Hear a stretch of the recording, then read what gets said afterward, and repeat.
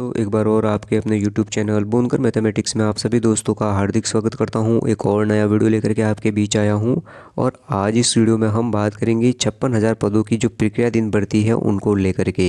क्यों दोस्तों ये भर्ती प्रक्रियाधीन है और इधर देखा जाए तो लोकसभा चुनावों को लेकर के आचार संहिता लगने वाली है, इसलिए प्रत्येक विद्यार्थी चिंता के माहौल में है कि इन भर्तियों का क्या होगा। तो इन्हीं बात को लेकर के आज का हमारा ये वीडियो है और मैं इस वीडियो के द्वारा आपको बताने की कोशिश करूँगा कि जो भी तमाम भर्तियां हैं प्रक्रियाधीन है उन भर्तियों पर आचार संहिता का कोई प्रभाव नहीं पड़ेगा, क्योंकि समय रहते कोई ना कोई रास्ता जरूर निकालेगी सरकार। तो इसी बात को लेकर के इस वीडियो में हम बात करेंगे। तो देखिए दोस्तों, 56,000 पदों पर जो भर्तियां प्रक्रियाधीन है उनमें कौन कौन सी भर्तियां शामिल हैं, क्या आचार संहिता के अलावा ये भर्तियां पूरी हो पाएगी या नहीं हो पाएगी, अगर नहीं होती है तो आचार संहिता के बाद इन भर्तियों का क्या होगा, किन किन भर्तियों के नोटिफिकेशन आने वाले हैं और किन के भर्ती नोटिफिकेशन जारी होंगे। तो इन तमाम बिंदुओं को लेकर के इस वीडियो में मैं आपके सामने बात करूंगा। तो दोस्तों, हमारे इस वीडियो को आप शुरू से लेकर के लास्ट तक ज़रूर देखें। चैनल को सब्सक्राइब नहीं किया है अभी तक तो हमारे चैनल को सब्सक्राइब कर दें, साथ में ही प्रेस बेल आइकन को क्लिक करें और कमेंट बॉक्स में अपनी राय ज़रूर दें। तो दोस्तों, हम बिना किसी टाइम को गंवाते हुए इस वीडियो के बारे में देखते हैं और वीडियो में चर्चा करते हैं आखिर क्या कहा गया है और लोकसभा चुनावों को देखते हुए आचार संहिता कब तक लगेगी, और अगर आचार संहिता लगती है तो इन प्रक्रियाधीन 56,000 पदों का क्या होगा, जो प्रक्रियाधीन भर्तियां हैं उनका क्या होगा। तो देख सकते हो यहाँ पर आप बिल्कुल देखिए सरकारी नौकरी। तो देखिए इन भर्तियों को आगे बढ़ाने के लिए अभी भी 10-12 दिन का समय बाकी। अब देखिए लोकसभा चुनाव की आचार संहिता के कारण अटक सकती है 56,000 पदों की भर्ती प्रक्रिया। तो देखिए दोस्तों, एक बहुत बड़ी भर्ती प्रक्रिया है वो 56,000 है और इन 56,000 में कौन कौन से पद शामिल है इसको लेकर के हम बात करेंगे। तो दोस्तों, आपको हिम्मत नहीं हारनी है। आप जिस किसी की भी एग्ज़ाम की तैयारी कर रहे हो आपको विधिवत रूप से उसी एग्ज़ाम की तैयारी करते रहना है, चाहे वो भर्ती आ रही है या नहीं आ रही है। देखिए दोस्तों, आज नहीं आएगी तो भले आप देखिए कि लोकसभा चुनाव के बाद जब आचार संहिता हटेगी तो सबसे पहले आपके सामने वही भर्ती होगी। तो मेरा मानना यही है कि जो 70,000 भर्तियों की घोषणा हुई है एक साल में पूरी करवाएंगे, तो वो ये 2024 ही है और सरकार पूरा फोकस कर रही है कि 2024 में जल्द से जल्द विज्ञापन जारी करे और तमाम भर्तियां समय पर करवाया जाए। तो देख सकते हो आज एक भर्ती जारी हो गई है, वो सफाई कर्मचारी भर्ती है, वो जारी हो चुकी है। आरपीएससी की ओर से जो कृषि अधिकारी और जनसंपर्क अधिकारी है वो भर्तियां भी जारी हो चुकी है। और कर्मचारी चयन बोर्ड की ओर से मैं बात करूं तो वो है पटवारी भर्ती। तो देख सकते हो वहाँ एक पटवारी भर्ती है, बहुत सारे अभ्यर्थी उसकी भी तैयारी कर रहे हैं। उसके अलावा है एक वीडियो भर्ती और ये भी इसकी भी बहुत सारे अभ्यर्थी तैयारी कर रहे हैं। और उसके अलावा बहुत सारे डिमांड कर रहे हैं कि एक रीट पात्रता परीक्षा का आयोजन करवाया जाए, तो इसकी भी डिमांड बहुत है। तो ये भर्तियां कब तक आएगी, मगर आचार संहिता का एक सबसे बड़ा मुद्दा है कि जो लगने वाला है आचार संहिता, और आचार संहिता लग जाती है तो नई भर्ती कोई भी नहीं आ पाएगी। तो इन बिंदुओं को लेकर के हम चर्चा कर लेते हैं। तो देख सकते हो यहाँ पर जो लोकसभा के चुनाव है तो उनमें लेकर के किन किन भर्तियों को संदिग्ध माना गया है। तो देख सकते हो मार्च मध्य में लोकसभा चुनाव की आचार संहिता लगने वाली है। आचार संहिता के कारण 56,000 से अधिक पदों की भर्तियां 3 महीने आगे खिसक जाएगी, यानी युवाओं को सरकारी नौकरी मिलने का इंतजार बढ़ जाएगा। आचार संहिता के कारण सफाई कर्मचारियों के 24,956 पदों पर चिकित्सा विभाग के लिए सीफू की ओर से की जा रही 20,546 पदों पर, और राजस्थान कर्मचारी चयन बोर्ड की ओर से की गई अध्यापक भर्ती 2022 लेवल 1 व लेवल 2 में करीब 10,500 पदों पर भर्ती की प्रक्रिया अटक सकती है। इनमें से कुछ भर्तियां तो ऐसी है जिनमें सरकार अगर तेजी दिखाए तो आचार संहिता से पहले भी युवाओं को नौकरी मिलने का रास्ता साफ हो सकता है। अब देखिए यहाँ पर हम बात कर लेता हूँ। तो जो बात है वो यही है, आप देख सकते हो दोस्तों कि जो कर्मचारी चयन बोर्ड है और राजस्थान की जो आरपीएससी है उन्होंने उन भर्तियों का तो रास्ता साफ कर दिया है, लगभग उनको पोस्टिंग मिल गई है। फिर भी जो कर्मचारी चयन बोर्ड की ओर से 3rd ग्रेड शिक्षक भर्ती है उनमें लेवल 1 और लेवल 2 वो भर्ती किसी कारणवश से अटकी हुई है, अभी तक पूरी नहीं हुई है। अगर समय रहते वो पूरी नहीं होती है तो फिर मान करके चलिए कि 3 महीना और इंतज़ार करना पड़ेगा आपको और आचार संहिता के बाद ही ये मामला क्लियर होगा।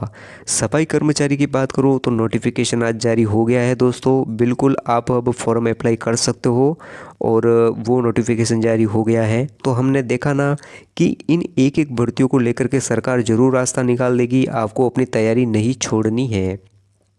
आगे बात कर लेता हूँ तो देख सकते हो, देखिए दोस्तों यहाँ पर अंतिम चयन सूची का इंतज़ार। तो देखिए सीफू की 7 भर्तियों में सरकार ने तेज़ी नहीं दिखाई तो लोकसभा चुनाव के बाद मई जून में ही नियुक्ति हो पाएगी।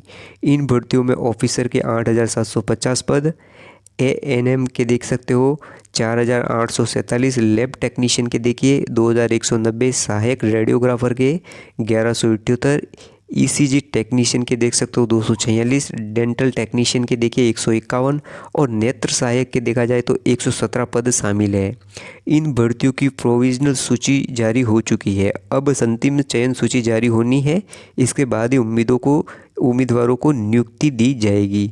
तो देखिए दोस्तों, जो सीफू की संविदा भर्ती थी उनमें कितने पदों पर भर्ती हुई, ये तमाम भर्तियां जारी हो चुकी है, अब इनका अंतिम काम बाकी है। तो वो अंतिम काम हो जाए तो आचार संहिता से पहले इन व्यक्तियों को सूची जो है नौकरी की उम्मीदें पूरी हो सकती है। अब आगे बात करता हूँ तो देख सकते हो यहाँ पर सफाई कर्मचारी। तो देखिए सफाई कर्मचारियों के 24,000 पदों पर भर्ती प्रक्रिया शुरू नहीं, मगर दोस्तों मैं बात करना चाहूँगा कि ये भर्ती आज आ गया है, नोटिफिकेशन जारी हो गया है। तो देखिए सफाई कर्मचारियों के 24,956 पदों पर भर्ती की प्रक्रिया अब तक शुरू नहीं हो पाई है। सरकार ने पिछले साल सफाई कर्मियों के 13,184 पदों पर भर्ती निकाली थी, इसमें से देख सकते हो तो यहाँ पर देख सकते हो इतने आवेदन तो आ गए थे दोस्तों। आगे देखिए इसके बाद पिछले साल अक्टूबर में इस भर्ती में पदों की प्रक्रिया रीओपन होनी है। पदों की बढ़ोतरी के 5 महीने बाद भी भर्ती प्रक्रिया आगे नहीं बढ़ी है, अब फिर से 3 महीने के लिए अटकने की नौबत आ सकती है। तो देखिए दोस्तों, यहाँ पर इस भर्ती को लेकर के मैं बात करूँगा तो अब इस भर्ती के अटकने की नौबत नहीं आएगी, क्योंकि जो सफाई कर्मचारी की भर्ती है उसका आज नोटिफिकेशन जारी हो गया है और वो कितने पदों पर हुआ है तो 24,956 पदों पर जो बात चली है, तो इस भर्ती का नोटिफिकेशन जारी हो गया है। अब देखिए इस भर्ती का तो रास्ता बिल्कुल साफ हो गया है, हमें टेंशन लेने की ज़रूरत नहीं है। अब आगे बात करता हूँ तो देख सकते हो सबसे बड़ा मुद्दा है अध्यापक भर्ती लेवल 1 युवाओं को नियुक्ति का इंतज़ार।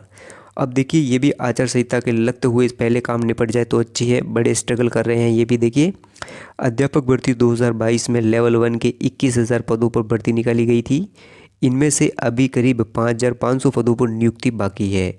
इस भर्ती में करीब 1,500 पद तो खाली पड़े हैं, शेष 4,000 पद तो ऐसे हैं जिन पदों पर स्कूल आवंटित तक हो चुका है, केवल ज्वाइनिंग बाकी है। इनकी ज्वाइनिंग विधानसभा चुनाव की आचार संहिता के कारण अटक गई थी। आचार संहिता हटी तो कुछ सवालों को लेकर कोर्ट में चल रहे मामले के कारण नियुक्ति अटक गई थी। अब सरकार को इस मामले में मजबूती से पैरवी कर राहत देनी चाहिए। तो देखिए दोस्तों, हमेशा राजस्थान में यही रहा है कि जिस सरकार होती है उस सरकार में जो भर्ती होती है वही समय पर पूरी हो जाए तो अच्छी बात है, वरना जो दूसरी सरकार बनती है तो उनको बीच में घूमने का काम हो जाता है। यही हुआ है लेवल 1 वालों के साथ।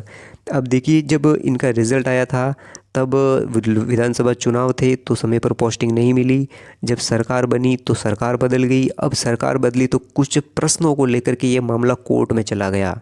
अब कोर्ट में जाने की वजह से तो 5,500 पदों पर नियुक्ति अभी तक बाकी है, तो ये अभी तक नहीं हुई है और ये लंबे समय से नौकरी पाने का इंतज़ार कर रहे हैं।